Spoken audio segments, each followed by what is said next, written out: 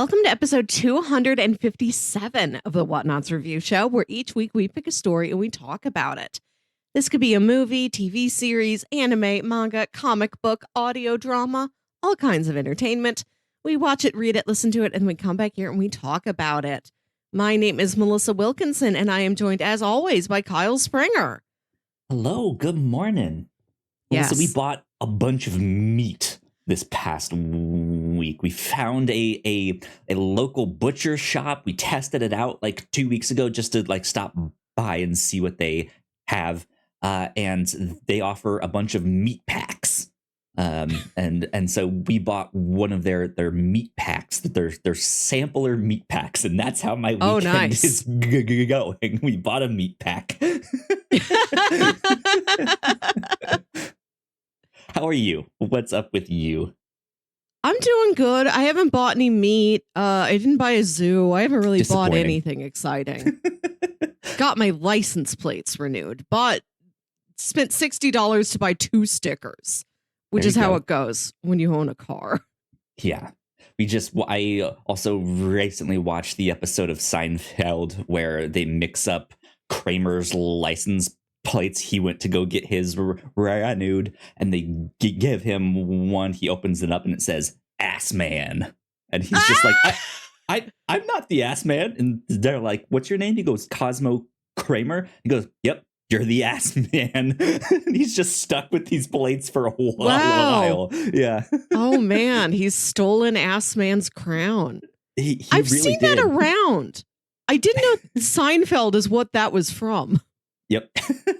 I mean, maybe it's referencing something that I'm not aware of, but from what I know, it's from Seinfeld. Yeah. Maybe this was a true New York event. It may have been. Who knows? You can go to the City History Museum and see the actual ass man plate. The ass man print. Here's the actual print. Here's a rubbing of the real license plate. In etching, an artist's rendition of the ass man. Mm-hmm. Good stuff. Well, Melissa, we have a very special podcast to do here today. What are we talking about this week? We are talking about the original season 1 of Clone High, which aired in 2002. Created by Phil Lord and Christopher Miller and Bill Lawrence, who I believe I know from Scrubs. We thought it would be nice to talk about this now that there's a new season of Clone High on Max, and that Lord and Miller's latest effort, Across the Spider-Verse, is now in theaters. Exactly. Clone High, I feel like I've seen this show before. Is the thing. I have not, and it's a show that looks and feels familiar. I think is the best way that I can describe it. I ended up having a real good time with this. I had never watched it before, and I had a lot of fun. There's some interesting controversy around this show. I don't think all of the humor necessarily holds up. It is very much of its time. Yes. And I think that shows very blatantly, but I think whereas I wasn't necessarily into the first couple of episodes, I think the show really did find its footing by the end of that first season. Yeah. It's just kind of unfortunate that the controversy surrounding this show kind of got it unintentionally canceled. And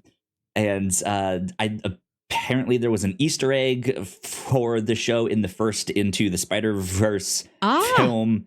I think there was a fake Clone High billboard in Times Square. That. Yeah.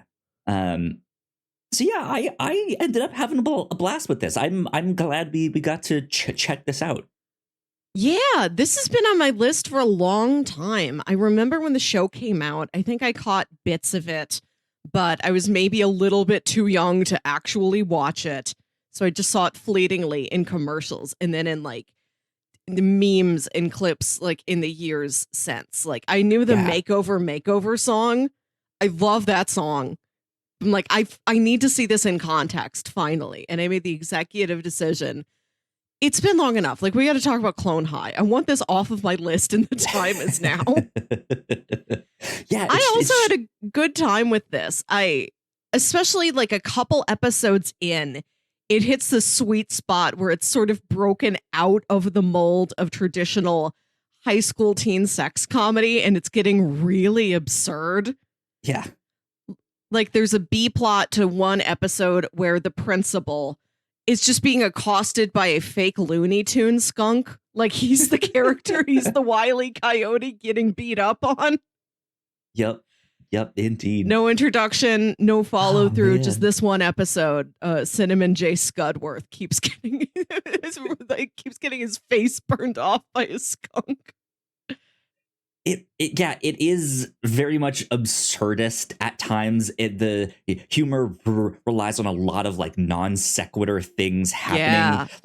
It sets up like the hook line, and then you think it's about to be the punch line after that, and then it does something completely different that you don't expect.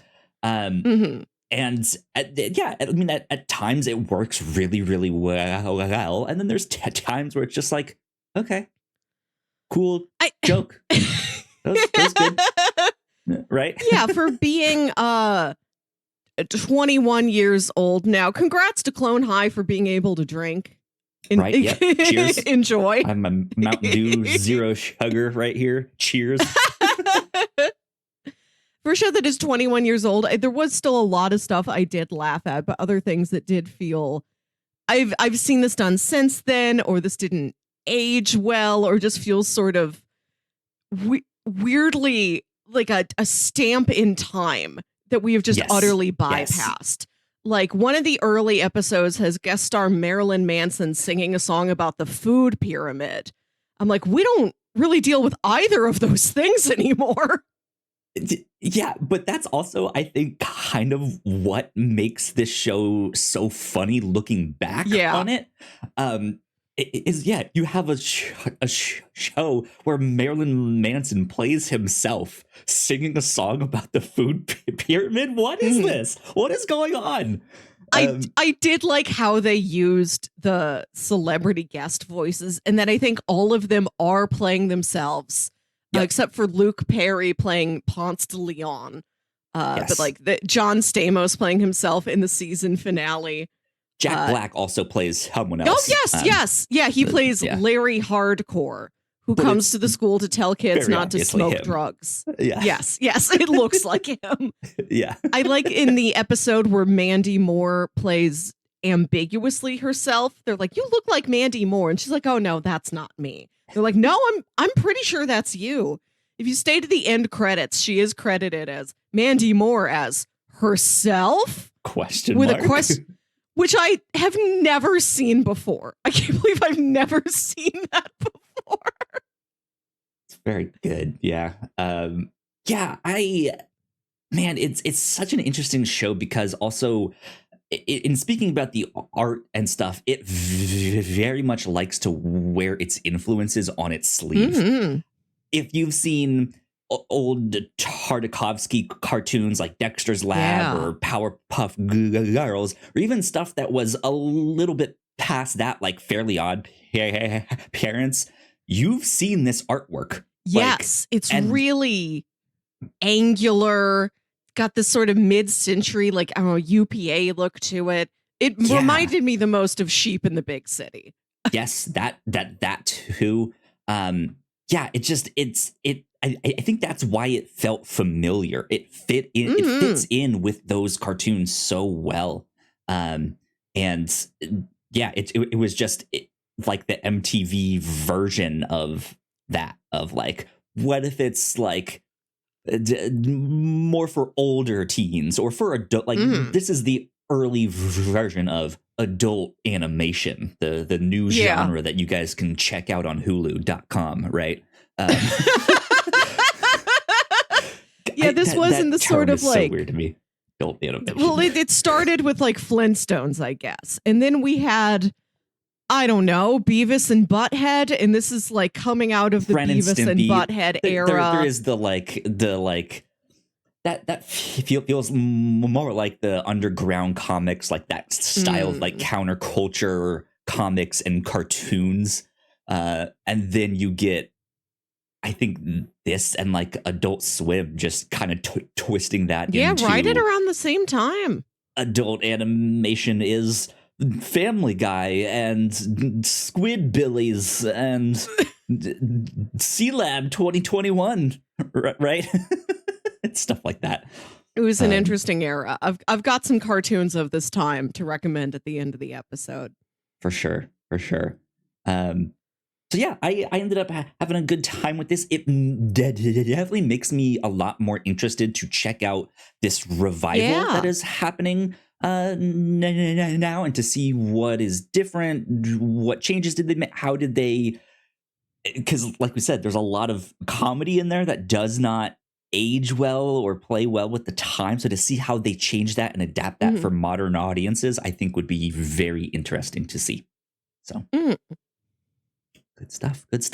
Do you have any other kind of final spoiler-free thoughts on this before we get into housekeeping and then spoilers? I don't know if we've necessarily explained the plot, but I mean, it's sure, clones. yeah. It's clones of historical figures that go to a high school. Like Abraham Lincoln has got a crush on Cleopatra, but Joan of Arc is a crush on him. And JFK is trying to sleep with Cleopatra. Way back in the 1980s. Secret government employees dug up famous guys and ladies. Exactly. And made amusing giant copies. The clones are sexy teens now. They're going to make it if they try. Yeah, that's it. Yeah. It's just a like high school drama comedy dramedy slice of life. I don't know. It's like a parody of a drama. Yeah. But there is just enough sincerity in there that you are like truly rooting for Abe and Joan to get together. Like not everything is it. There's so many jokes on top of the emotion, but the emotion still feels relatively true. Yeah. And it is the heart of season 1 for sure. Yeah, a lot of heart in the show.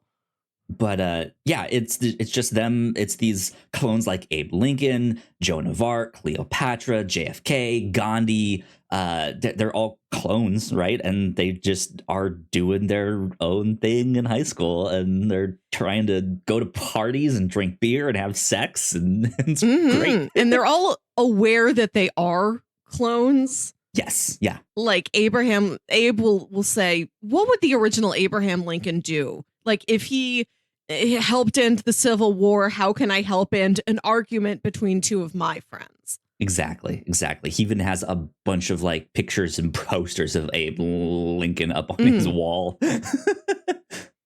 But it's interesting too, because the clones aren't like their parent figures are also not who their parents are in real life. Like it is these like made up families. Like the experiment goes actually a little bit larger than just the high school. They all have to be placed with like different foster families. You see everybody's family as the course of the season goes on. The school has this like mad scientist principal, and it's part of some like government project to, I think, make like clone super soldiers, but like none of the kids really know why they are clones, what they are for, which isn't a mystery of the show. Joan of Arc doesn't wonder, why am I here? Why did they clone Joan of Arc? She's just like, how do I get Abe to like me? Exactly. Well, with that, I say we take a quick break for housekeeping. And when we come back, we will start diving into the show. So we will be right back. Here at the Whatnauts, we make multiple different shows, and a lot of hard work goes into making them, so we would love it if you check them all out. If you enjoy our shows, patreon.com/thewhatnauts is the best place to show your support. For just $1 a month, you can get early access to episodes, and at our $3 tier, a Patreon exclusive podcast, The Pilots Club. You can even get a shout out and thank you on most of our shows at the $5 tier. And if you're one of our patrons already, thank you so much. It means the world to us. You can find out more information on our website, thewhatnauts.com, as well as your favorite podcasting platform of choice. When you type in the Whatnauts, all of our shows will pop up right there. Just don't forget to give us a nice rating and review if you like the shows. You can also find us on YouTube and Twitch for video versions of the shows, trailer reactions, and live streams. And lastly, we have merch. If you want to grab yourself a shirt or a hoodie or a mug or something else, head over to thewhatnauts.com/store to pick up some merch today. All right, we are back. Big shout out to all of our Patreon supporters. We love you a lot. It means the world. Thank you indeed. Last week, right here on the review show, we talked about the 1980s movie Kroll, a sci-fi fantasy, kind of a sword and sorcery with a sci-fi twist on it. Really interesting movie. I had a blast with it. Was not expecting to enjoy it as much as I did. I mentioned on the episode, I don't think it's a good movie, but I had a lot of fun. It's pleasant. Okay. Yeah. Yeah. It's a nice, easygoing time with Kroll. It is indeed. So that's what we did last week here on the review show. Over on the Reactor Core, speaking of Into the Spider-Verse that we mentioned earlier, we got to do our reaction for Across the Spider-Verse, our whole big spoiler cast there. So if you want to hear our thoughts on that, go check it out. That's over on the Reactor Core. And then over on the Captain's Log, man, we got to talk about us starting our Mission Impossible rewatches. We got to do we discussed a much debated philosophical question on whether or not you think you could pick up Paddington the bear. Yep. Mm-hmm. Much debated by only you and me, and less philosophical, more like Google pictures of Paddington wet. Exactly. So we can see his fur all slicked down and have an idea of like how big is he? Once you take away all the fluff, how big is Paddington? Do you think he's heavy? Exactly. We also like to play a Rotten Tomatoes movie prediction game at the end of the year. We do it every December, and about a week and a half ago was our like midway point. So we decided to look at the list of movies that we had predicted their Rotten Tomato movie scores for that are coming out all in 2023. And we were like, hey, are we missing any? Is there stuff in this like second half of the year that like we didn't know about last December that we want to put on this list? So that's on the Captain's Log as well. That game is a lot of fun. And then last but not least, for our Patreon supporters over on the Pilots Club, we got to talk about the pilot of Cheers. There was only one pilot episode, not multiple ones. That'd be an interesting thing. I wonder if there's a show out there that has multiple pilots shot. I think that has happened. That might have happened with like It's Always Sunny in Philadelphia. Like it'll have like an initial like independent pilot somebody uses to try and get it to a network, and the network will be like, okay, give us one more like professional pilot. Proof of concept versus the like, okay, what will this actually look like if you have our budget? Okay, I see. But yeah, we got to talk about Cheers, which holds up really, really well, and I enjoyed that one a lot too. Yeah. So go check it out. That's a lot of fun. But that is about all of the housekeeping that we have for you right here, right now. So let's get into spoilers for Clone High. Cool. Spoilers for Clone High. Melissa, where do you want to start with this one? Oh. Do we want to kind of start with the controversy stuff that was in this? If you would like to, sure. Because I think that is a big, like, it's not in the show. Like, the show itself didn't really have a controversy at the time. It got wrapped up in stuff, like, accidentally, and that's kind of what got it canceled.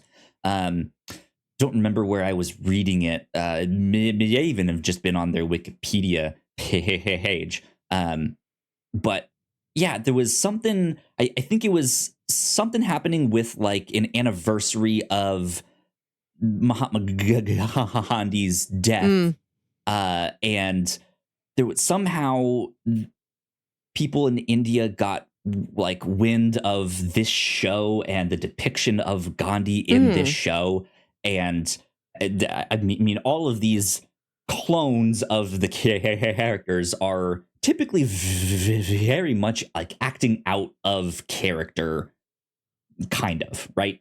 I feel like kind of is an understatement at some time. Like sometimes they're just completely yoing their own thing, whereas sometimes, like you said, there are ones like, if Abe Lincoln ended the Civil War, like how can I like mediate this argument between two of my friends here?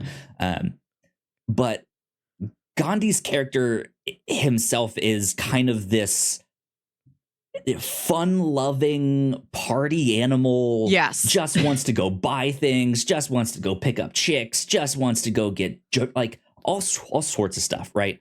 And I think upon seeing this, they started to like protest the show in India.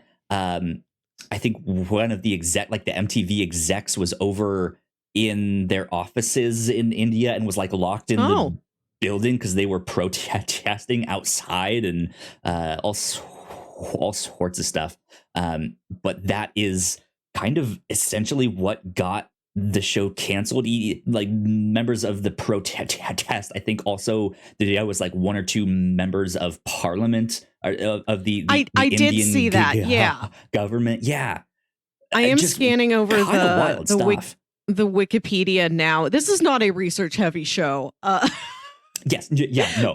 Just by like, our own habits, one guy, we just Ghandi, and that's it. Right, no, I mean like the review show. We do not do a lot of research before we record. It's more of a casual, off the cuff thing. So I am just now scanning over a Wikipedia page. I didn't go and read like news articles from 2002 about the reaction to Clone High.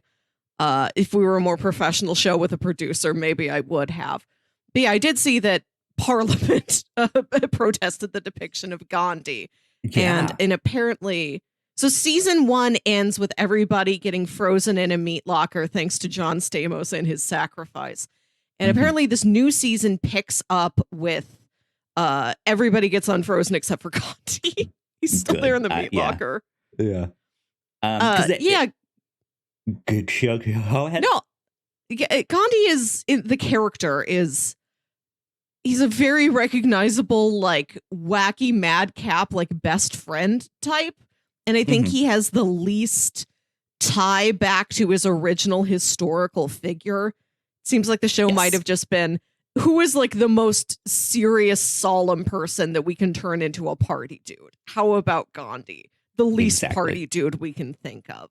Yeah. He doesn't seem to think back to his originator as much as the other characters do. He doesn't have a journey that parallels them. Like Abe goes to see a parody of the Moments with Mr. Lincoln attraction at Disney. They turn it into a ride in this episode, though. I like that they just smush a bunch of different Disney experiences together for that. And Joan hears voices the way like the original Joan of Arc said God spoke to her. Like Cleopatra has the same. She's very aware of the original Cleopatra. JFK seems very aware of. He's part of the legacy of the Kennedys, but Gandhi just seems much more of a one-off. Yeah, he's absolutely. And he's not evolved in any of like the love triangles or anything. So he is a less essential character than the rest of the cast. Absolutely.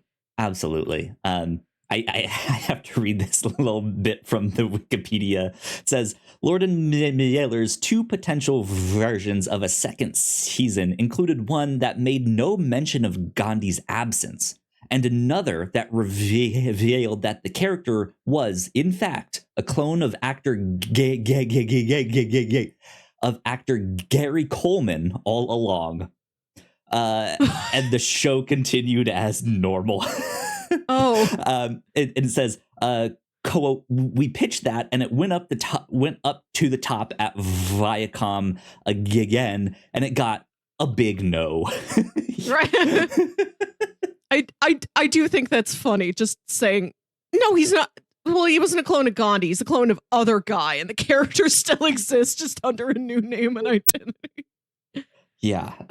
So yeah, it's an interesting kind of thing that this show got swept up in all of this, and that is kind of what made the show not get renewed. But yeah, interesting stuff. Interesting stuff indeed. So we kind of mentioned the heart of the show, the whole love triangle stuff. Do you want to move on to that? Yeah. Joan and Abe and Ghandi are like a friends unit.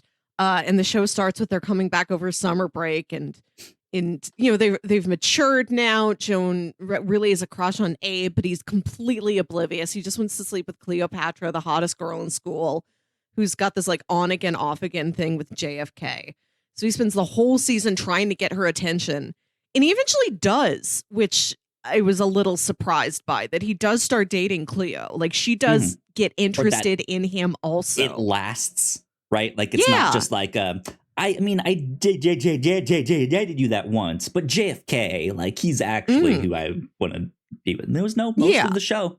I mean, she's relatively fickle, but she doesn't like and respect him as much as like Joan likes and respects him. But she does have a maintained interest in him for longer than I was expecting.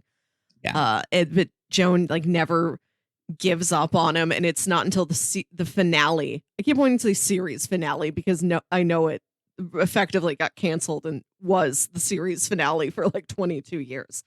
Yeah. But when they're finally going to sleep together in one of the private rooms off of the meat locker prom, she takes off her clothes and her private parts are just Joan heads.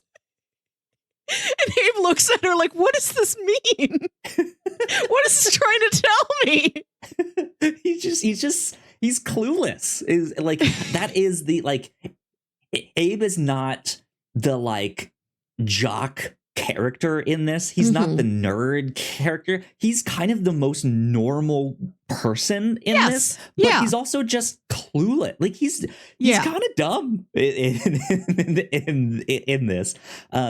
And yeah, I think that really shows through when it comes to everything in this love triangle. He is just oblivious to Joan and how much she likes him and actually cares for him, to the point where she is basically saying, I love you, I want to be with you, and he just doesn't get it.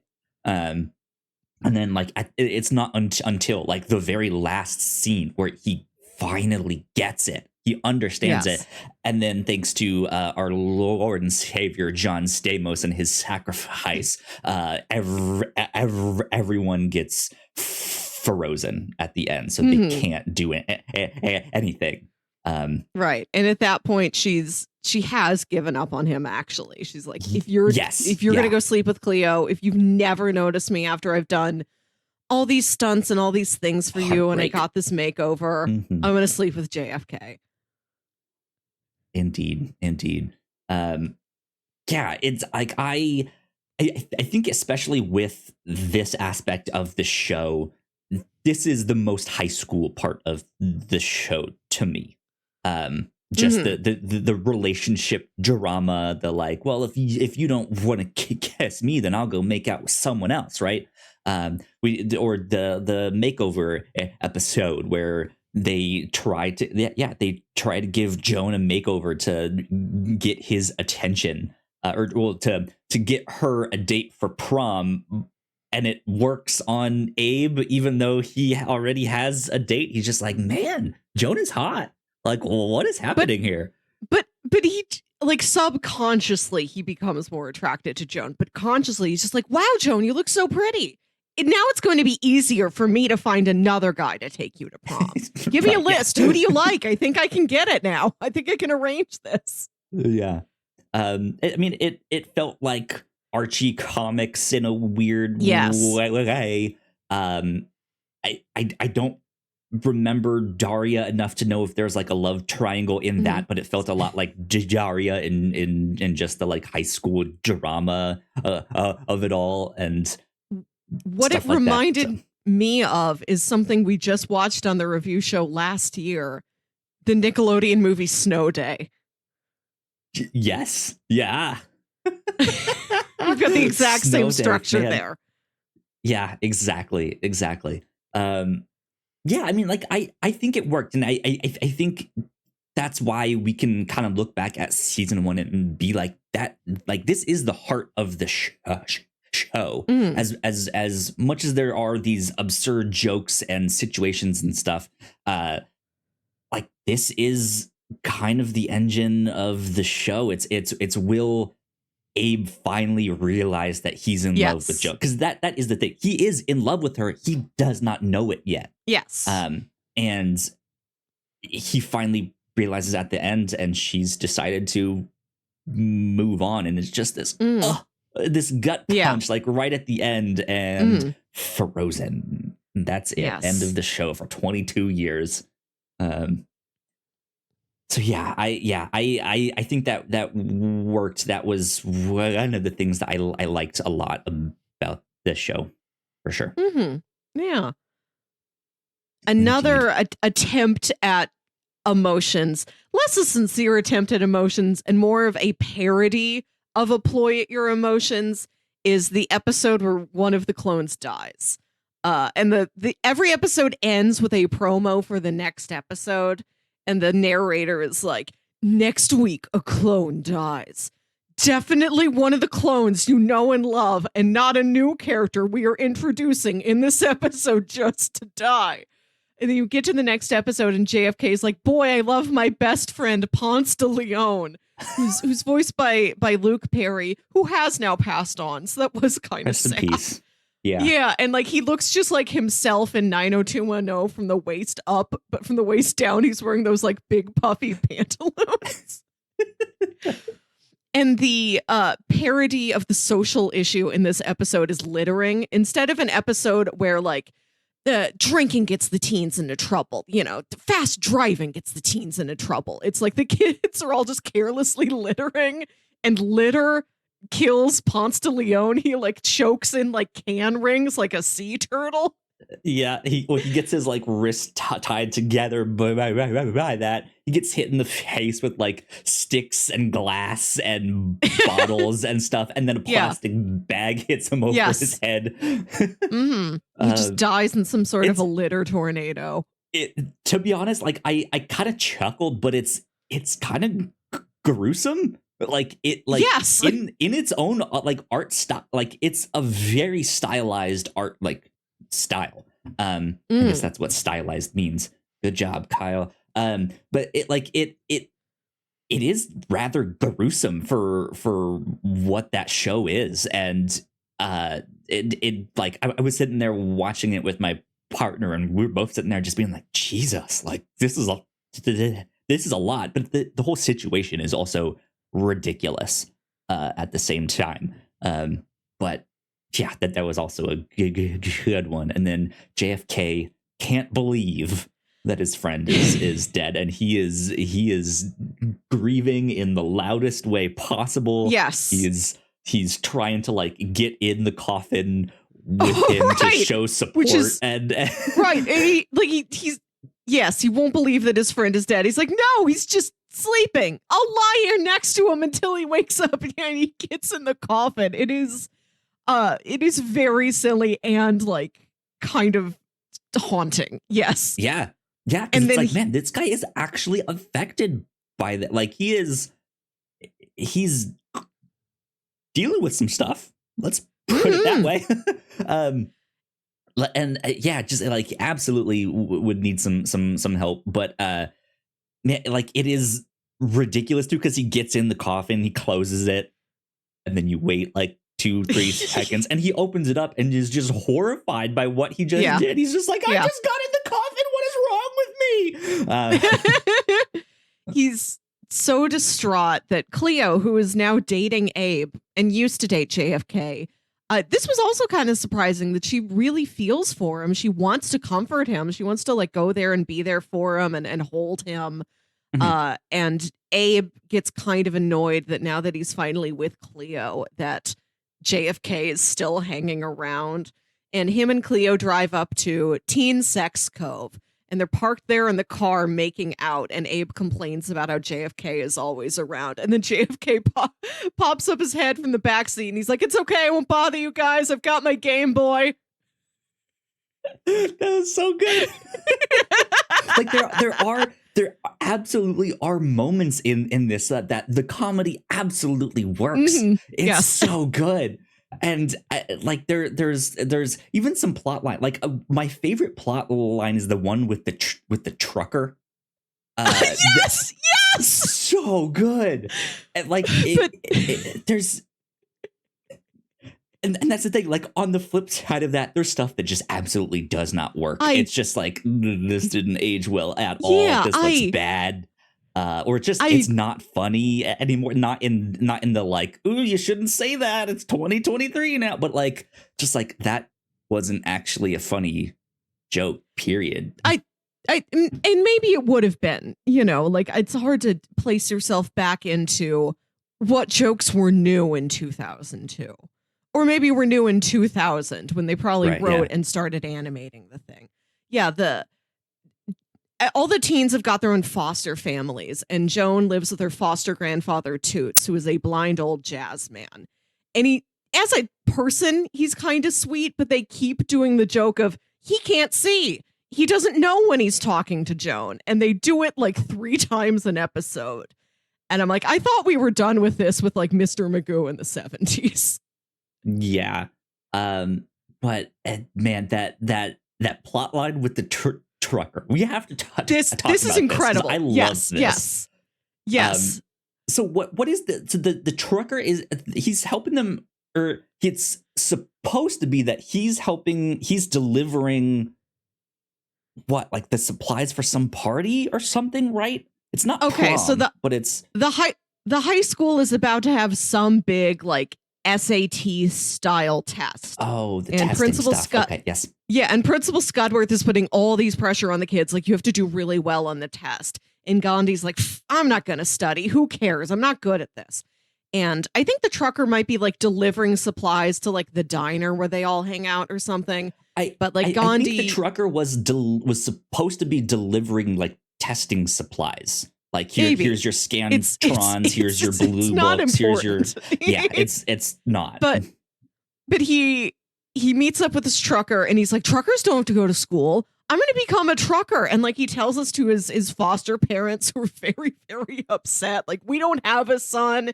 Forget you. And so he takes up with the trucker, and you see that as the trucker is telling him about the trucker lifestyle, he's including testable material like, if I leave Philadelphia at 6 a.m. going 60 miles per hour, and this woman leaves Baltimore at 8 a.m. going 60 miles per hour, when will we meet up so that I can have sex with her? And Gandhi has to try and do the math. Like, time after time, things like that keep coming up. And then at the end of the episode, I think Gandhi does do well on the test because of what like the trucker told him.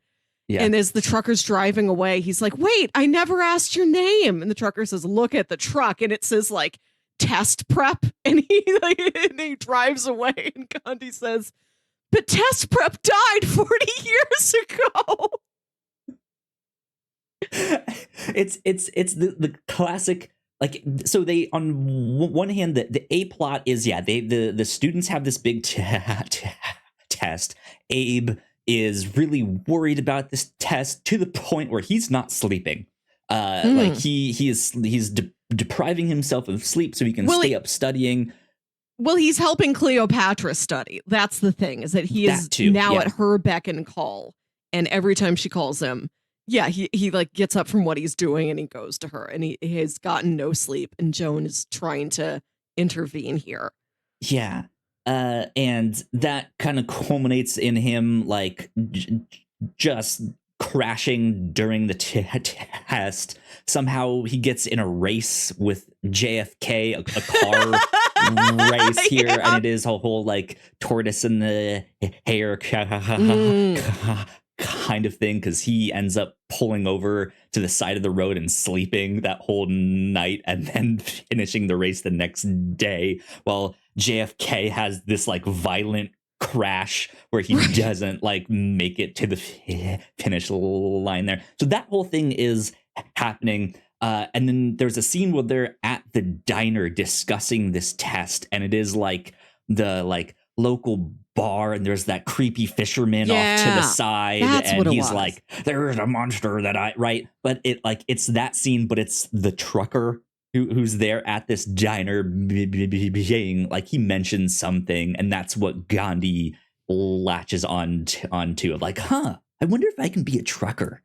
And yeah, he starts bonding with this trucker, and the trucker gets like, I don't want to say he gets weirder and weirder as things go on per se, but the whole thing is just kind of weird overall.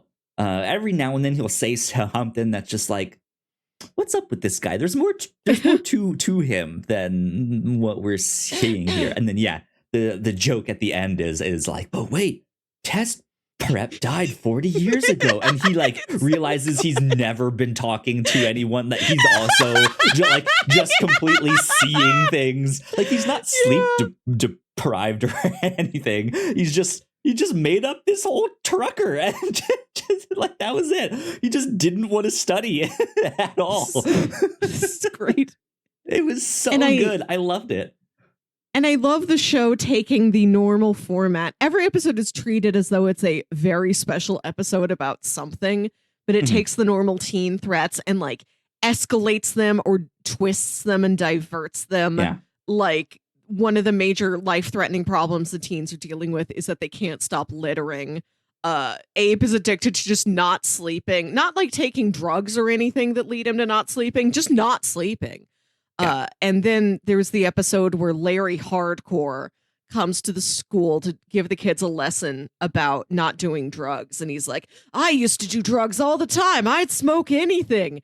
Marijuana, Mary Jane, hemp, even pot. And they're like, pot? It's all just marijuana. And he's like, yes. And he says, I would smoke anything. I would even smoke, I don't know, raisins. And then the kids all get it in their heads that if they smoke raisins. They'll get high. Maybe I can smoke raisins. Yeah, that's right. Good. So they just like roll a line of raisins up into a rolling paper and smoke that. And then the whole episode is this psychedelic rock opera. Yeah. It's really funny because my partner and I have declared this summer hot cartoon summer. And so we've started to watch a bunch of cartoons, which is why she watched this one with me. And in the mix of that, like, as we started the show, there was one night where we were looking for a movie to watch, and she was like, I really want to watch Tenacious D.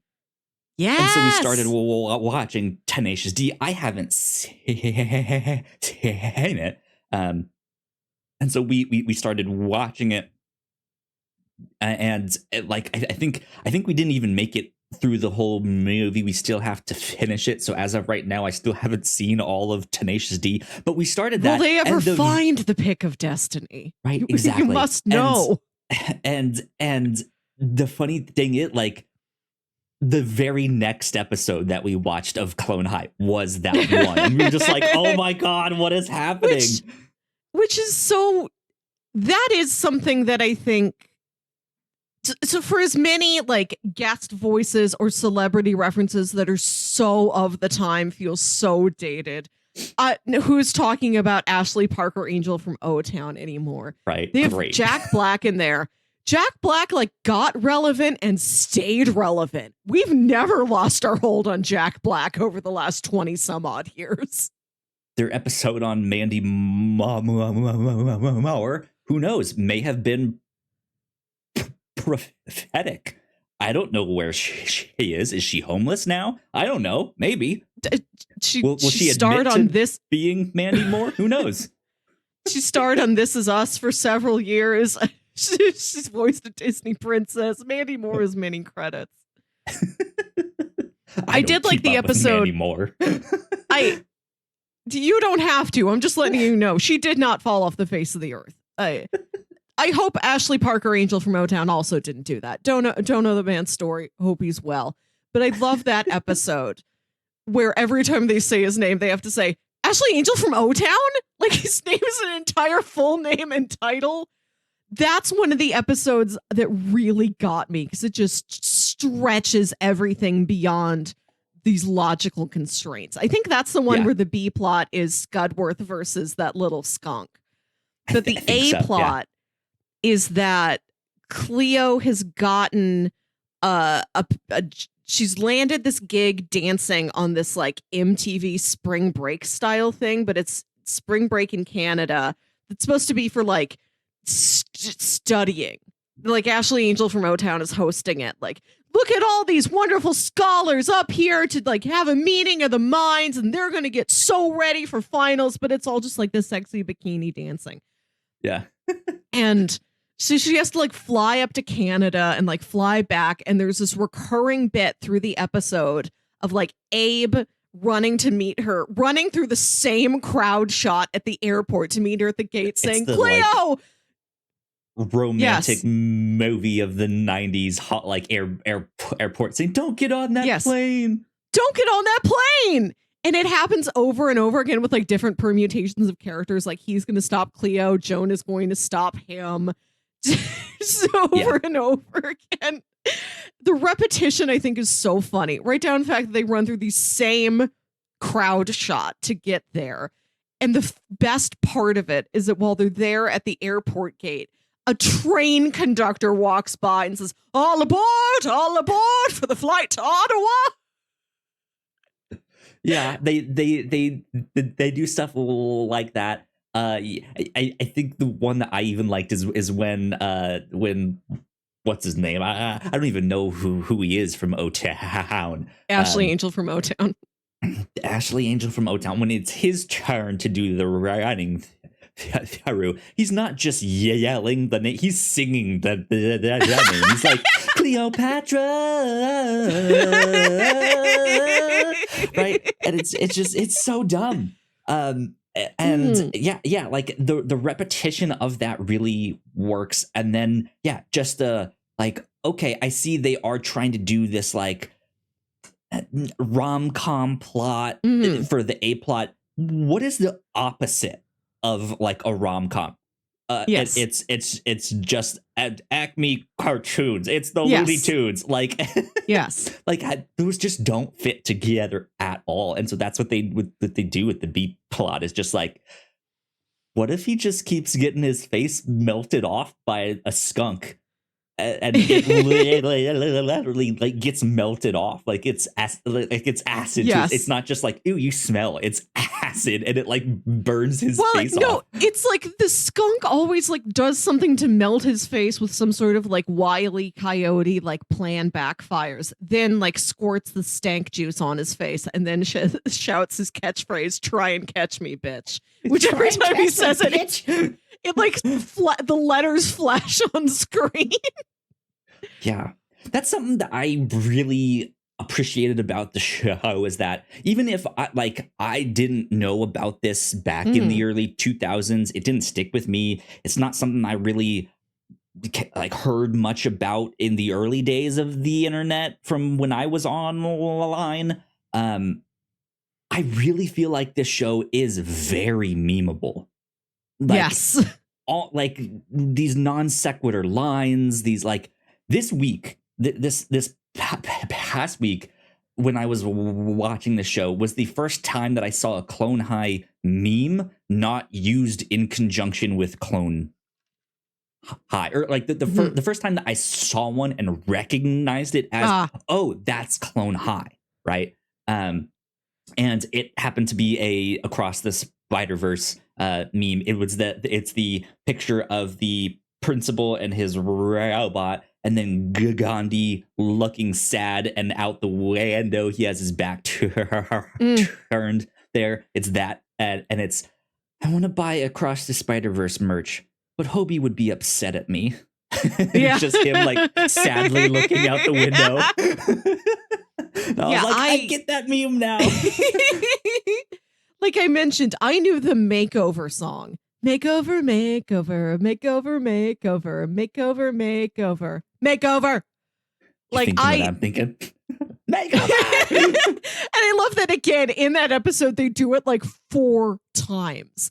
I think sometimes it doesn't work every time. Like I said, I'm like, I don't like that Toots has got one joke and you like really pound that one joke into the ground. But other times when they're doing something like episode specific, they're like, this is the running joke of this episode. I think they time those well with how often they repeat them.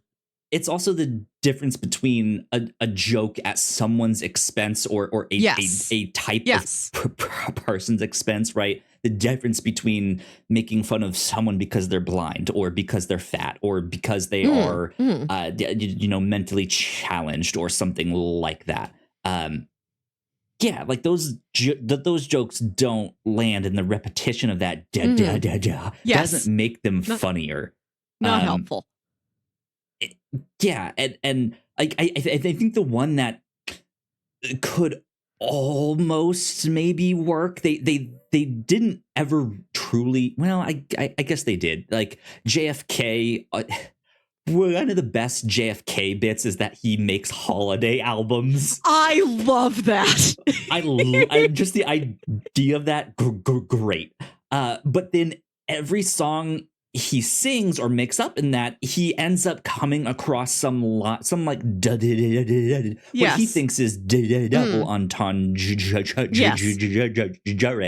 for some gay joke, and he just laughs because it's gay. I said fruit, right? And it's just all right. Sure. He's laughing at it in like an immature, like, you said a silly sex word or something. It doesn't seem like he's laughing at the gay community so much as, I can interpret this in a naughty way. I find that funny. And then his foster parents, he has 2 gay dads who he refers to as my 2 gay dads, right? There really isn't much of a joke that I felt.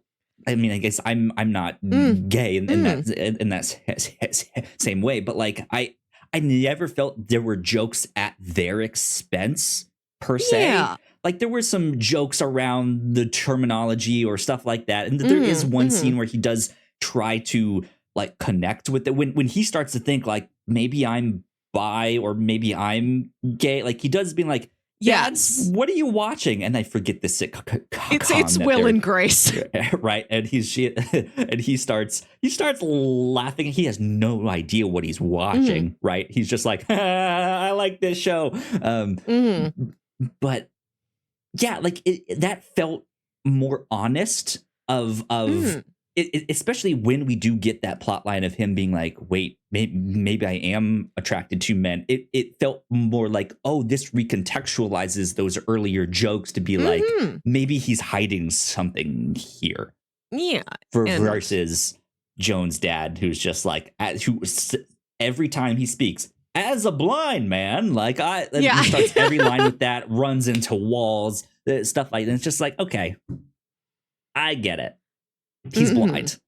But yeah. I did like that there was a variety in the foster families we did see, and we don't spend a lot of time with any of them. But yeah, I like that JFK is the 2 gay dads, and Abe has got a sort of more traditional old-fashioned looking mom and dad who live in a house covered with like lighthouse prints. Yep. And then Joan's got her grandfather. Ghandi has this Jewish couple who have taken him in. When you see his room, he's got like a Star of David and stuff on there. It seems like he is, they are a family unit. Like he's participating in their culture. And then I did like Cleo's like drunk, jealous mom. I kind of wanted to spend a little bit more time with drunk, jealous mom. The show, yeah. Right, who's like clearly upset that now she's got like a clone of the world's hottest woman living in her house. I like that there was a variety. Like it's not just always a mom and dad. Sometimes it's 2 dads or just a mom or just a grandpa. Yeah. Like even if not all of them are like great, sincere representations, like I appreciate that an attempt was made. It's not just the same cookie cutter mom and dad over and over again. Yeah. Or even that, like, even though they aren't much of characters, they are included, right? It's not like the Ed and Eddie thing where they're just kind of left in the neighborhood by themselves and the parents are non-existent, right? Because I think there is a version of the show where that happens too. It just doesn't really look at their parents. And the only like home life we get is the like classic, like in their room and the window opens and whoever crawls in the window, right? Like we could have gotten something like that. And I think including the parents expands the show in a nice way. And then I think to kind of play off of that too, we also get to see the principal and what he's up to, and like kind of how this whole experiment not really got started, but that he's also beholden to someone else. So yeah, let's talk about the principal. Yes, Principal Cinnamon J. Scudworth. And his butler, Mr. Butlertron. And I knew Mr. Lynn Butlertron. I knew that he was like a little guy in a little sweater and he called everyone Wesley. And that's a reference to the 80s sitcom Mr. Belvedere. I had to look this up because I think in the 80s there was a sitcom called Mr. Belvedere about a family that had a butler. And I knew what he looked like. And I was looking at him like, oh, that's Mr. Belvedere. And then I looked it up and the main kid on that show was named Wesley. It's the same thing if you see a robot and the robot says Danger Will Robinson. Every robot is talking to Will Robinson. Sure, this is that, but he's talking to everybody as a Wesley to him. Wesley. Okay. I did like the dynamic between the two of them. I was always happy when we cut away to Scudworth and Butlertron. Yeah. Scudworth especially is one, like the character that to me just looks like he fits in Fairly Odd Parents. He's got real Mr. Crocker energy. Yes, absolutely. That is like he fits in with that so much. And that I think in a weird way, I liked watching this show in 2023 because everything felt nostalgic. Like it felt like a cartoon that I would have watched back then, but like the adult version, right? Yeah. And it's just, yeah, I liked him a lot. He is this over the top character. He has an interesting home life too, because he also lives with the butler robot, but they have like a husband and wife relationship without it being husband and wife. Like he is still the butler, but vaguely in that it's like the old school like 50s sitcom husband and wife, and that the wife does like the cooking and the cleaning and the chores and things, and the butler robot does that too because he is a butler robot. I like that Scudworth lives in the same, like he decorated his apartment right when he got out of college and he never changed it. So it still has a pennant for ASU and a big Reservoir Dogs poster. Yeah.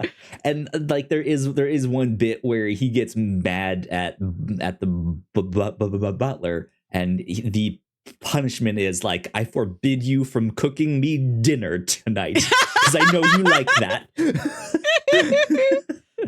I like when he I like the episode where he's going to the principal's ball. Yeah.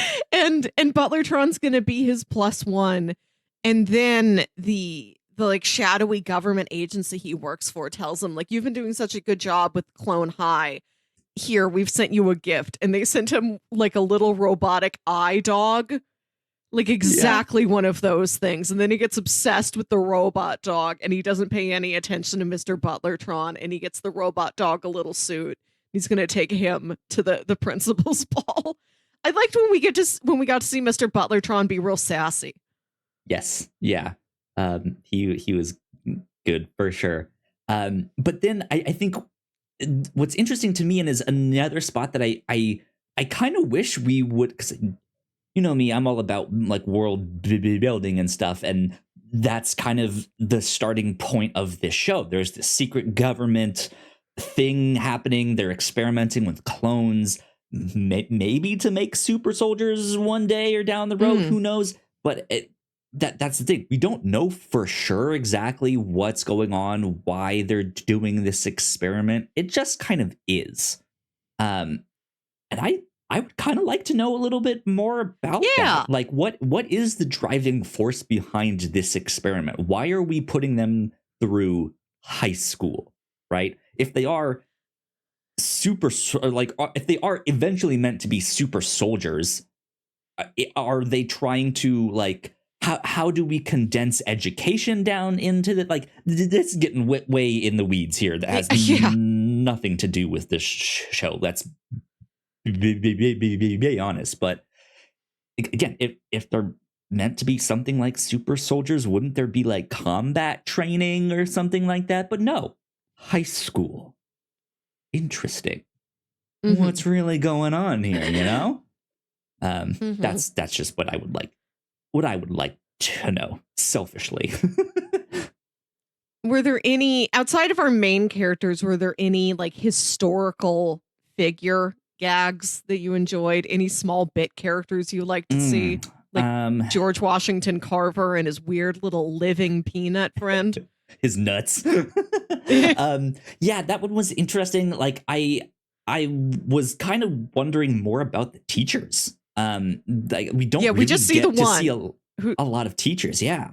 Like, are the teachers clones too? Like, is Einstein out there teaching them stuff like that? Like, I would like to know more about that, because I think there's an opportunity for that side of high school too. Like, what does the faculty lounge look like in this high school here? We do get to see who's the janitor in the school. We do get to see a little bit about him. I don't know if he was a clone or not. I don't remember. No, he was just Ponce de Leon's foster dad. Oh, that's right. Okay. Yeah, and then like after Ponce de Leon dies, Scudworth fires him because he's like, Ponce de Leon dies. That causes all the kids to clean up the litter. Without the litter, they don't need a janitor, so Scudworth just fires him. Yeah. That's like that. I think he's a character that I would like to know more about, or just whoever is in that janitorial role. Because like I think back to my own time in elementary school, and I still remember our janitor. Me too. Yes. Yeah. Like I like, he was a good guy. He played well with the kids. Like, he was also, like, he was not security, but he was kind of the closest thing we had to security back when we didn't need to have security in schools. Fuck. But like, there was this kind of good relationship with him, even though I maybe never directly interacted with him, or he knew my name personally, right? Like, there wasn't that, but like, I look back on him fondly, and I kind of want something like that in the show. I think that would have been neat to see. But yeah, I don't know if there was one of the like older clones that really like stood out in my mind. Yeah, I liked when we got briefly. Okay, Vincent Van Gogh is in like the first episode, the first or second episode, and he's calling that like teen crisis hotline that Joan set up. Homicide hotline. Yes. Yeah. Or I think it's in general crisis, but that is, that's the type of crisis most people call with. But when we see him calling, he's inside Van Gogh's painting of his bedroom. I thought that was really cool, and the show never takes another opportunity like that again. You do keep seeing Vincent Van Gogh just as a background character, but I don't think he speaks again. Yeah. I was hoping for more of, we're not just putting this person in this modern context, but like, you go to their house and it looks like their historical surroundings or something like that. Right. I would have, or like, we play with this, like, if we've got an artist, when we see that person, it's done in their style or something. Or even just like maybe they've cloned Picasso and together as like, this is the class of like 2000. right? And like it's homecoming week, and here they are. Oh, yeah. Who are something Is like this the that first would have been class of Clone High? Is there a previous, like, I graduated a year before, I was the original attempt? Or like that could be a interesting thing if they sprinkle in like one or two. Like here's another clone of Abe. Like here's the clone before you. But even like they had like a Julius Caesar clone. Yeah. In there. Like I just like what that dynamic would have been like between Picasso and Caesar and a different version of Abe, or like something like that. I think like that is the potential of the show. I think that there's so much that they could do and could play with. That is like, despite me not really clicking with the first couple episodes, again, by the end of it, I really enjoyed my time. I think one of the things that, even through those first couple of episodes that I didn't like, I immediately was like, this is a good idea for a show. Yes. Like, how do we put these different character dynamics together of famous people? Do we stick closer to that? Do they stray from that? Is there a reason they're straying from that? And then just the wacky hijinks that they get up to. So like I think they were on to something for sure, which is I guess why we now have a revival of this show so many years down the road. Watching the show, from the time it's got a more limited animation, not like back in old school Hanna-Barbera days, but still, like, the backgrounds aren't super detailed. And which I don't mind. I did, because they're so stylized. Yes, but I did realize that, if this show was made today, and I'm sure if I turn on the revival, it will have this, there would be so much opportunity for background gags. Oh, yeah. I'm like, this show is pretty short on funny signs. Because there's just not a lot of detail in the background to put up a funny sign.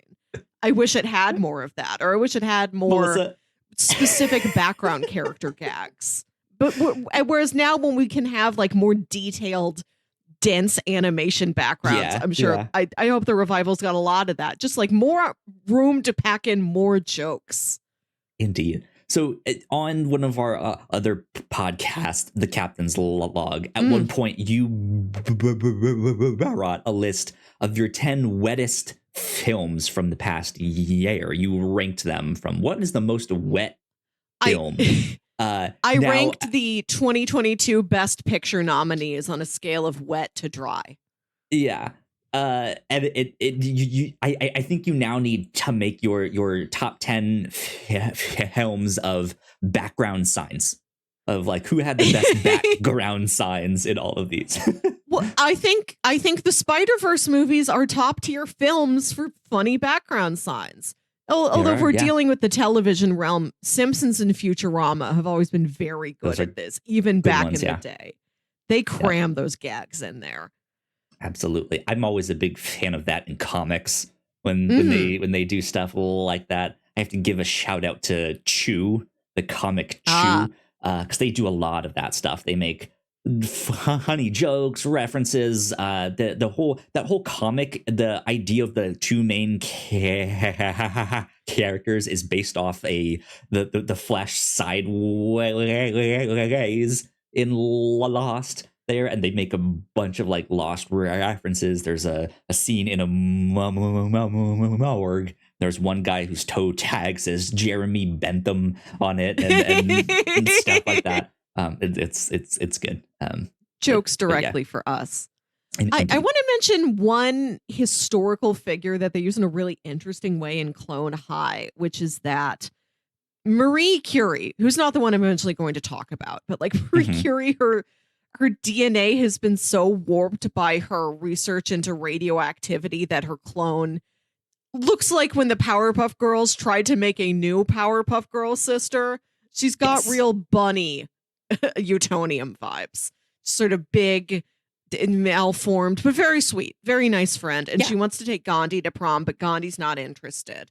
And when he's goes off to like try and chase other girls, and then he forms like a prom posse with all the other weird single guys left over for prom. She goes back to him and she's like, I don't need you to take me to prom after all. I'm going with Rock Hudson.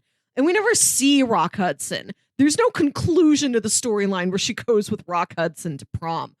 But if you know him, he was this big heartthrob actor through like mid-century Hollywood who eventually came out as gay. And I was expecting that to be like the punchline. She's like, well, I know you're out there trying to dry hump somebody. Well, I'm going with Rock Hudson, and who sees what we're gonna get up to? Like, I was expecting a punchline at the end of that joke, but instead there isn't anything. And I do kind of like that joke lived in the space where we're just gonna say this name. You, the audience, know this historical figure by reputation. The joke's all in your head. You can see what the what the misunderstanding is here. Right. And I thought that was an interesting, more. I was just going to say, or is this a situation of like, my boyfriend goes to a different school. You wouldn't know him. Oh, right. Like, and that's maybe why we don't like see him. Maybe she's just like naming some historical figure that she thinks is hot. Like, I'm going with Rock Hudson. I'm going with George Glass. Are you really? Sure, Jan. No, I like that was a more subtle joke that really required you to know something about the historical figure. Yeah. Like, everything else operates on like the most basic surface level of, JFK got shot in a car, right? You don't need to know more than that about JFK, really. Yeah. Or that the diner is called the Grassy Knoll. Right. And I'm so fascinated by like, what does the larger public in the town that they live, which is called USA. Like, what do they know about this? I think it is like an experiment town. Like, the whole town is built to be this experiment thing, which is why I'm like, tell me more about like what is actually in this. Like, how much do the parents know? I mean, the parents obviously know, but like, what is the extent of this experiment here? That's what I want to know. There's a lot more to be explored with this. We keep saying things we would like to see, knowing that we can go watch them right now. The new series on Max. It's not, when you look at these are two separate listings on Max. It's Clone High, and then Clone High, same title, but it just has the like Max original stamp on the thumbnail. Yeah. I glanced over it. It's got several episodes out now. So right after this, we can go see like how they're continuing and adapting things, and who's new in the cast, and are there more funny signs? Do they have current like celebrity voice cameos? That would be interesting. Yeah. One thing I do know about the newer revival, the actress that played Cleopatra in the original stepped down from playing that role, or I don't know if like she voluntarily stepped down or not, but she's no longer playing that role so that someone who is I think Egyptian or at least Middle Eastern can play that character. So really nice.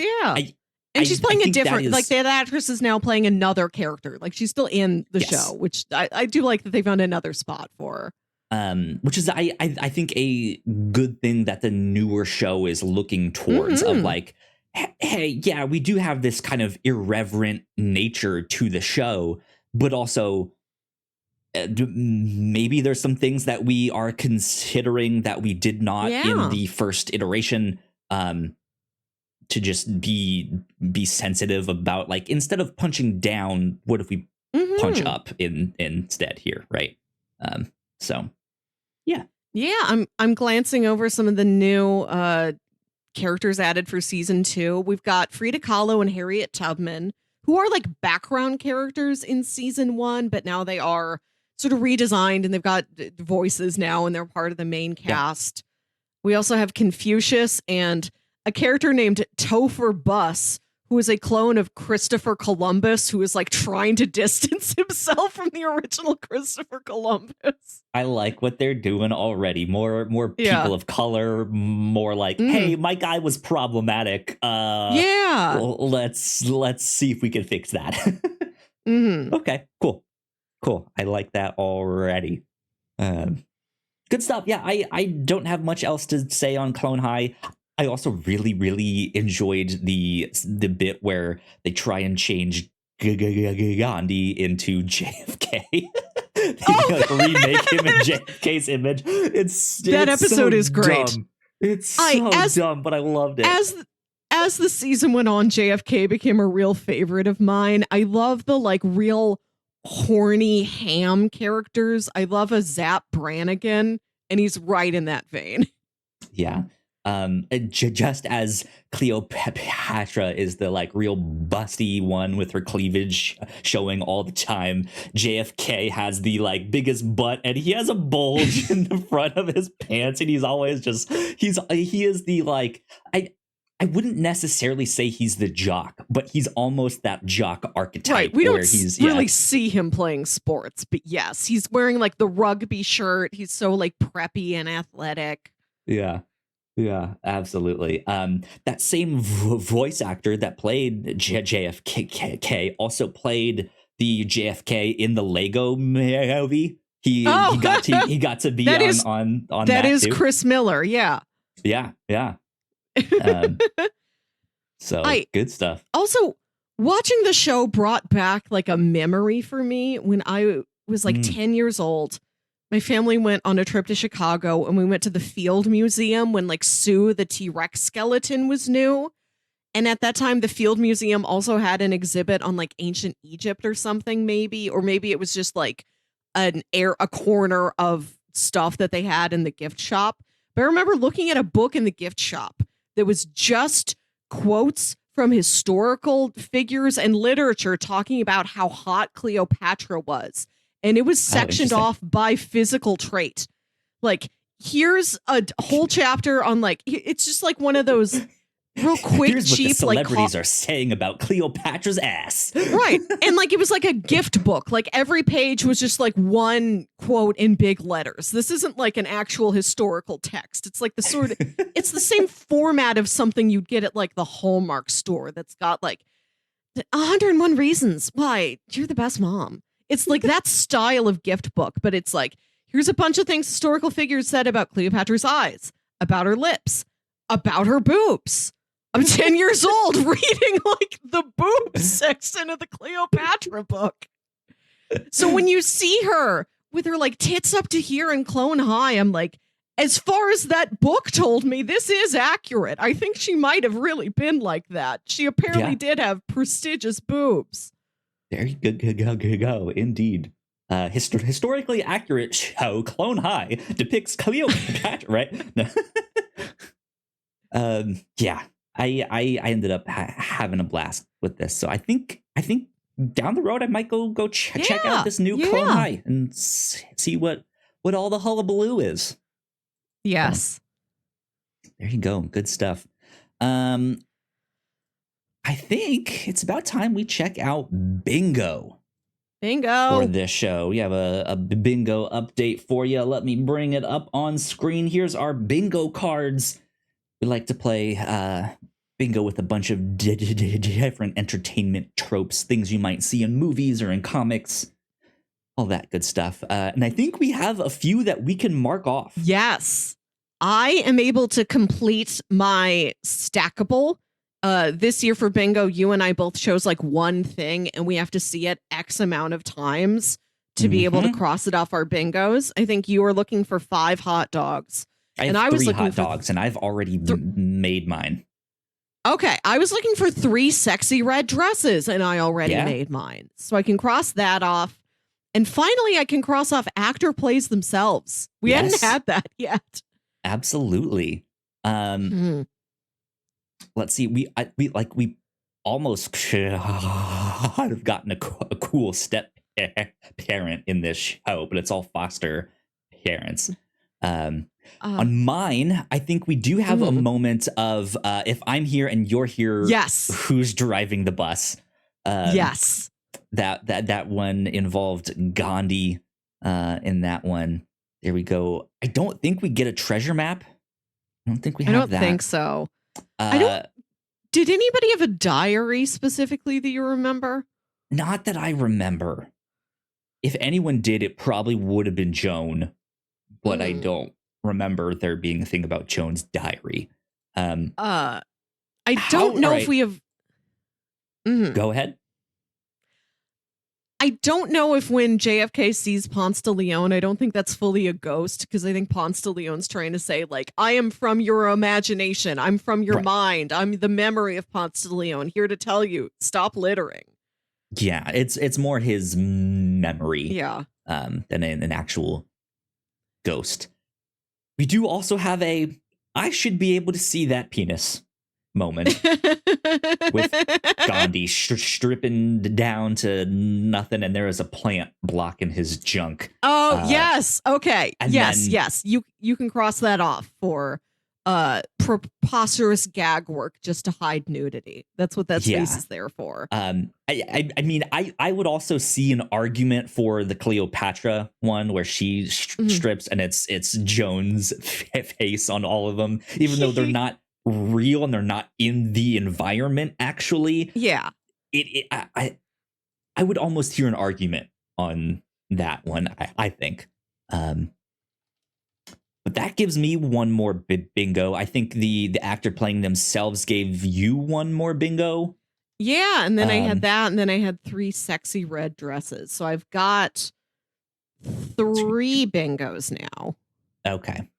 Cool. I have, let's see, 1, 2. I have 2. Yeah. And I think you have more squares marked off than I do. I'm still waiting on some things here. So there you go. That is our bingo update for the week for Clone High. Melissa, let's get on to recommendations. Yes. For people that enjoyed this cartoon, what else might they like? I have to mention my other favorite clone-centric adult animated series, The Venture Brothers. This show aired on Adult Swim, I think back in like 2003 or 2004. And yeah, I think it's the season 2 premiere where you find out, spoiler alert, but this is the season 2 premiere of a 7-season show, so it's pretty early. The Venture Brothers are clones. Every time the Venture Brothers die, their scientist father just boots up new clones of them. And I think in the same way that Venture Burrows like it pays homage to like cartoon characters and like there's the knockoff like Scooby-Doo characters in there, all that stuff, all the Hanna-Barbera stuff, all the superhero cartoons. Like Clone High is paying homage to historical figures, right? Yeah. Like even if they're like bastardized versions of these historical figures, like they're still kind of paying homage to some of these characters, right? So yeah, I think that's a good one. While you're on Max watching either incarnation of Clone High, go over and watch some Venture Brothers. This show had 7 seasons, and it is getting a movie that is going to wrap up the series, which is coming out July. I think it's a July 21st for digital, and then July 25th, like the next Tuesday, on physical media. You can buy it on Blu-ray. And I don't know if it's going to be like video on demand or like when it's going to be streaming on Max, but sometime soon. You start watching and then you can get caught up in time for that movie. Absolutely. Melissa, you and I covered the Venture Burrows here on the review show way back when, the start of 2020. In episode 92 is when we first started talking about the Venture Burrows. We did end up covering all of the show in, I think, 3 parts. So there's a few more episodes after that. And if you want something a little bit more recent, we have a trailer reaction of the new trailer for Radiant is the Blood of the Baboon Heart. The new You got it. That's the full title of this movie. Yeah. So there you go. Also, as previously mentioned, Sheep in the Big City. This is like a mid 2000s Cartoon Network show. It's stylistically similar to Clone High and also very, very silly. It's about a sheep that escapes from like some secret government testing site where they need him to power a sheep powered ray gun. They've built a ray gun to use against vague anonymous enemies, and they must have this sheep to plug into the ray gun to make it work. So the sheep's just trying to live a normal life in the big city, like getting a job, finding love. And the sheep just says bah. It's just like an innocent little sheep, and it's got all these soldiers after it. Like, gotta get that sheep. My head canon is that like that sheep grows up, lives his life, but because he was so important, they try to clone him. And he is the sheep teacher in Clone High. Yeah. Mr. Sheeperston, or whatever his name is. Which that's also something we didn't talk about. Their first like earliest clones was mixing animal DNA in them. Like that could also be an interesting side effect. Like, do we get to see more of those clones somehow, some way? I don't know. Anyways. Class field trip to the island of Dr. Moreau. Right. I also want to recommend a show I have not seen in like 20 years, but I think it's got a pretty good reputation to it for how little that was aired. This is the 1999 animated series Mission Hill. This was from Bill Oakley and Josh Weinstein, who were big Simpsons guys. And they made this show that says it was set in the world of teens and 20-somethings. This series follows hip 25-year-old Andy French, whose sheltered suburban teenage brother moves in with him and his roommates in a big city loft. Good stuff. I think this might have aired originally on the WB and then went to Adult Swim. That was where I watched it. My memories of Mission Hill are vague but positive. Okay. Another adult animated series from around this time was The Oblongs. This was another, I think this might have also started on the WB when they're like, we can also do adult animation like Fox does. Watch. I remember Whoops, that didn't work. Swim. It was on Adult Swim. Yes. I think a lot of these shows started on other networks and then Adult Swim picked them up and reran them because where else were they going to go? That's what Adult Swim was for. The Oblongs was a show about a city where the rich people up on the hill flush a bunch of toxic waste down into like the valley.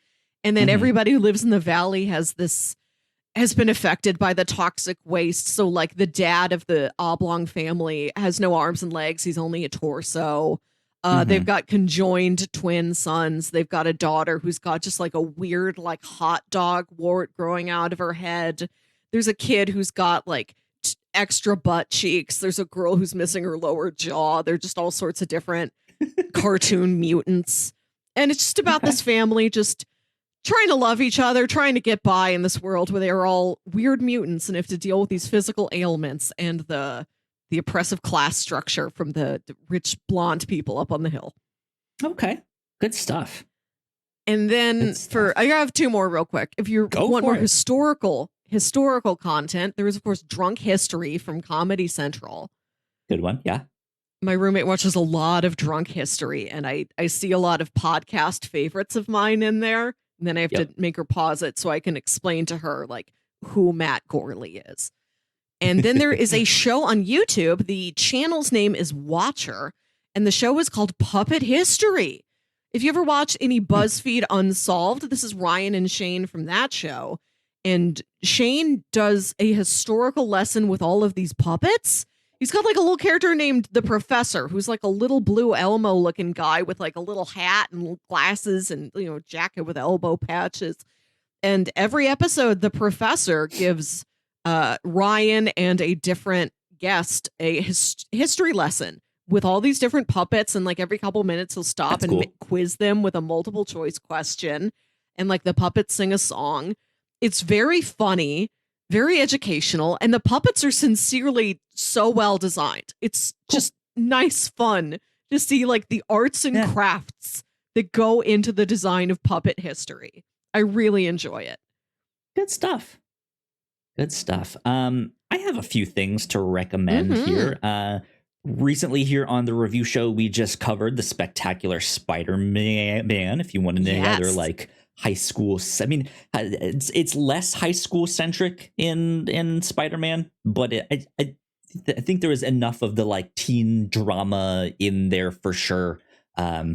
If you want a more superhero spin on that, you can go check out Spectacular Spider-Man. We talked about that a few weeks ago here on the show. Episode 253 is our Spectacular Spider-Man episode on that. And then a couple episodes before that, we covered some comics, the Flintstones.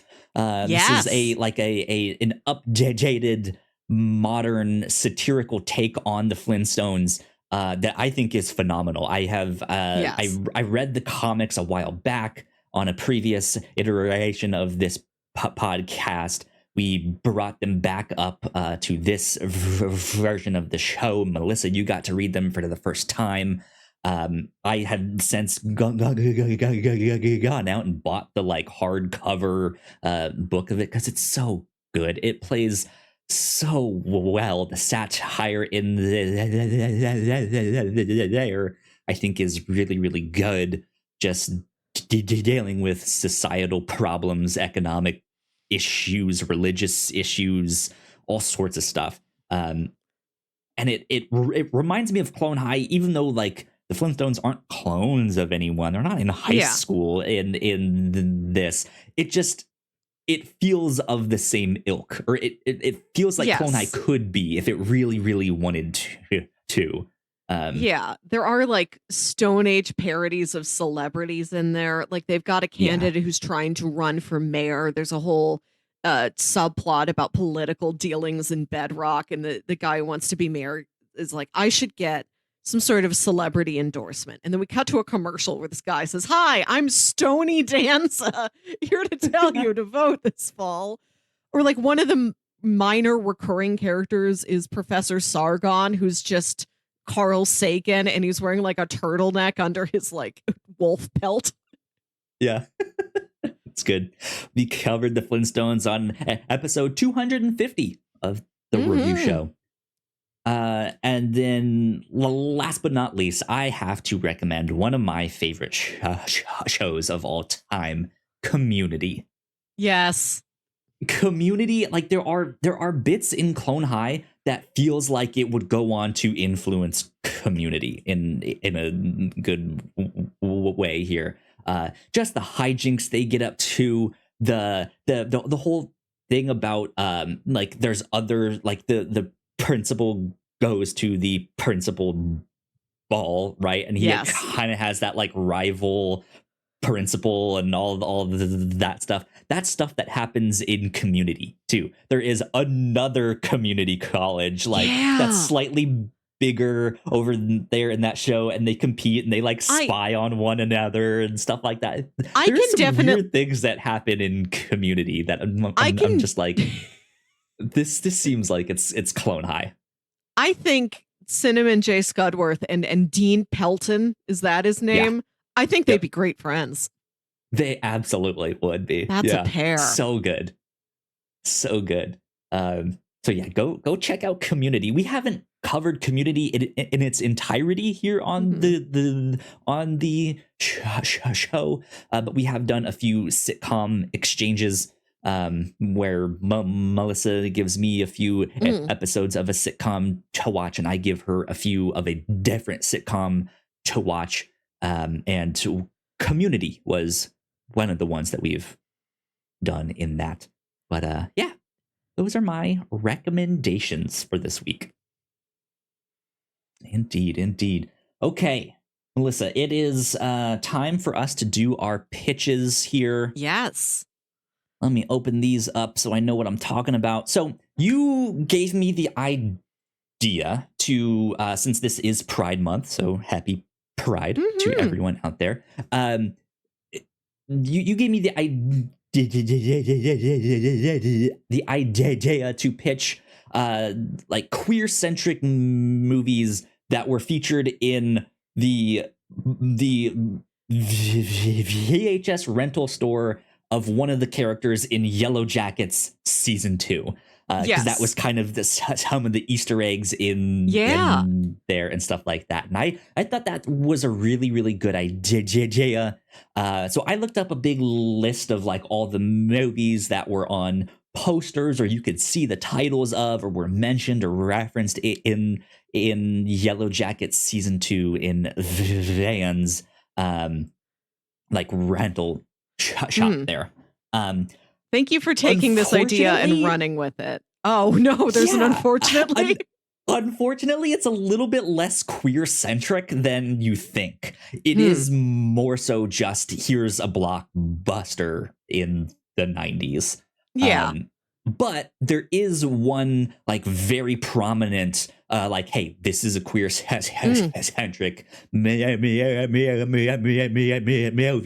The character really recommends that one. So I will start off with that. That is pitch number 1 here. I am still doing like queer-centric movies of the 90s. So pitch number 1 is The Watermelon Woman. This is from 1996. It's a romantic comedy drama. Written, directed, edited, and one of the characters is also played by Cheryl Dune. I don't know if that's how you pronounce her name. Dunye, it might be. Dunye.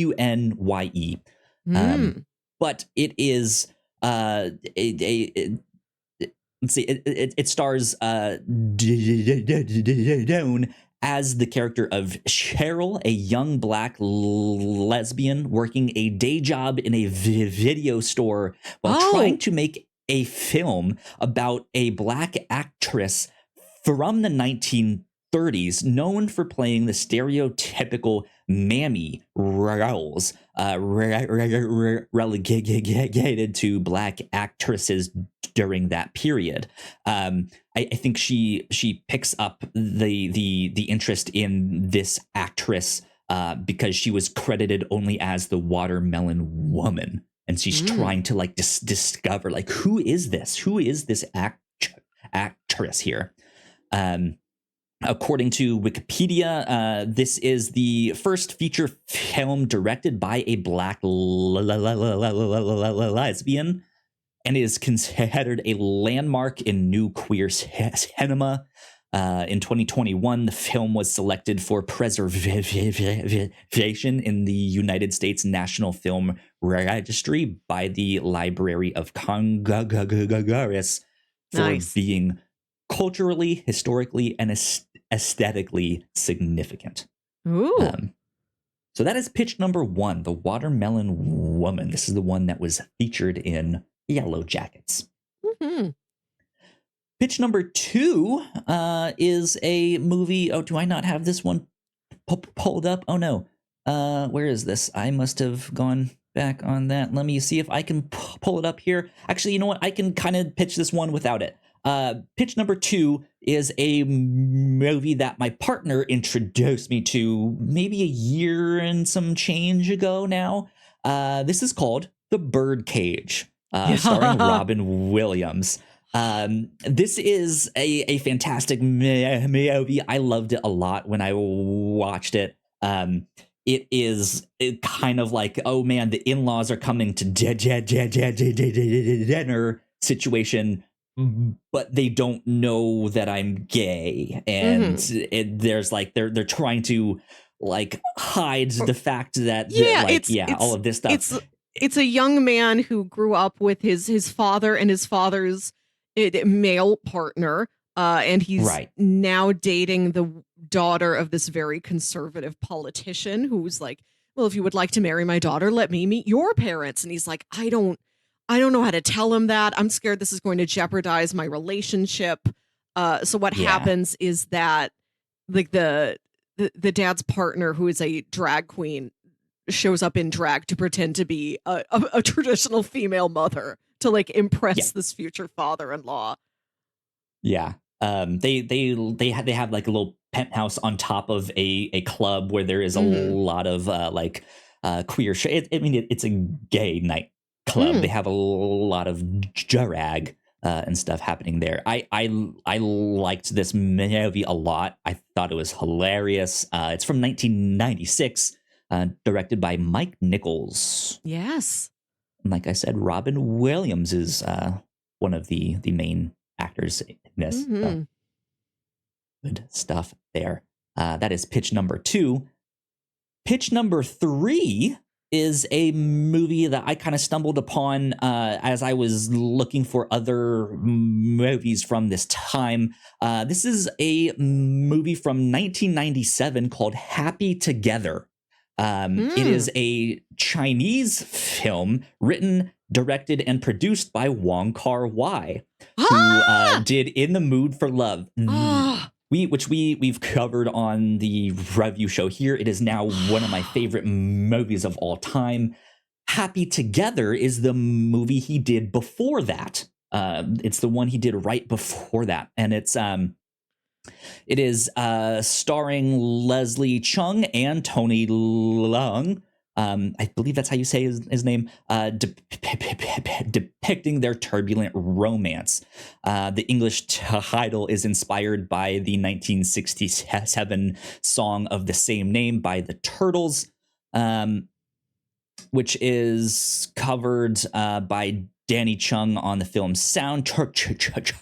Let me see if I can read a little bit of this plot synopsis here without spoiling things. Po Wing and Lau Yu Fei are a gay couple from Hong Kong with a tumultuous relationship marked by frequent separations and reconciliations.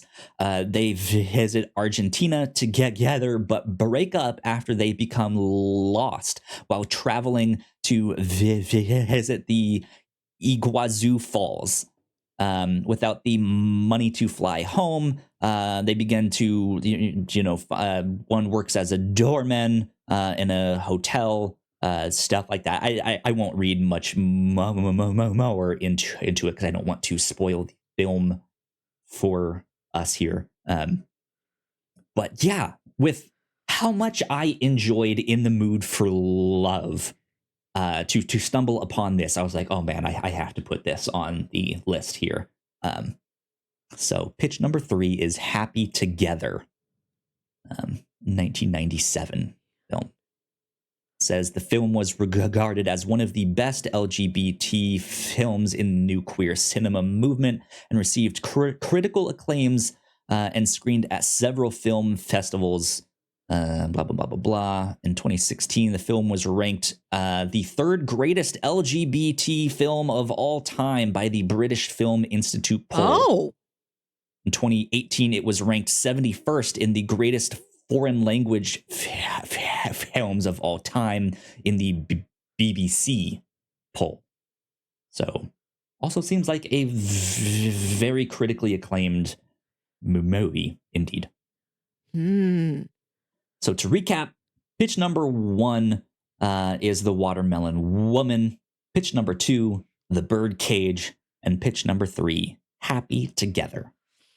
This is a tough choice. I love The Birdcage. That movie is very funny. It's a fantastic one, yeah. God, there's parts of it that's like have stuck with me for years. That like really. This is why people invented the phrase "live in my head rent free." There's moments in The Birdcage that are there constantly on a loop in my head. Good. Oh man, it's been a long time since I've seen that one. But I think I knew that Wong Kar-wai directed a movie called Happy Together, but I didn't know what it was. So that's nice to learn about. We really enjoyed In the Mood for Love. Absolutely. And that was, I think one of the more fascinating things we came across last year. And Watermelon Woman, this is another title I have known for ages, and I had no idea what the movie was. Yeah. I didn't know it included all of that, and that it is this sort of movie about working in a video store and making a movie and diving into cinema history. That's really interesting. That it's got so many layers to it. Mm-hmm. Oh, man. Tough choice, huh? Right? Yeah. And if you're kind of leaning in the direction that I think you are. I don't think you're going to pick Birdcage, which then leaves the Watermelon Woman and Happy together. And both of those are movies that are kind of like written, directed by one main person. And like, that is cool. Yeah, so that is an interesting kind of connection between those two films there. Oh, as much as I do love The Birdcage, I should just watch that again on my own time. That sounds like it's nice good. Night. Yeah. That's a good summer movie. And I would love to watch more of Wong Kar-wai. I think we should go with Van's recommendation and watch The Watermelon Woman. That seems the most apt, considering the pitch that we designed for ourselves. What does Van recommend? Absolutely. Yeah, I'm totally down to check this out. I don't remember off the top of my head where this was streaming. I think I saw it on hold on, I was just looking at it. It might be on it's available through Showtime, and if you have Showtime on something else, like I have Showtime through Paramount Plus right now. I think you maybe said you had it through Hulu. Somewhere through there we can watch The Watermelon Woman. Okay. Perfect. I'm excited. This looks good. It looks interesting.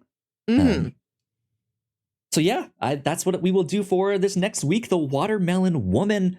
Get excited. Go check it out. I think this will be a good one indeed. Melissa, that being said, that about wraps up our podcast. So where can the people find you on the internet? You can find me on Twitter and Instagram at WilkyWit. That's WilkyWit. And listen to my other podcast, Saturday Morning Obscurities. This is a show I do with my brother Jams, where we talk about weird old kid shows you feel like only you remember. We did do an episode on Sheep in the Big City, and we did a rare episode of Saturday Night Obscurities, talking about the Venture Brothers, which I think was our first adult animated series we talked about on the show. Cool. Good stuff. You guys can find me at YoKyleSpringer on Twitter. And if you would like to stay up to date with all of the stuff that we do here at the Whatnauts, we are at the Whatnauts on Twitter.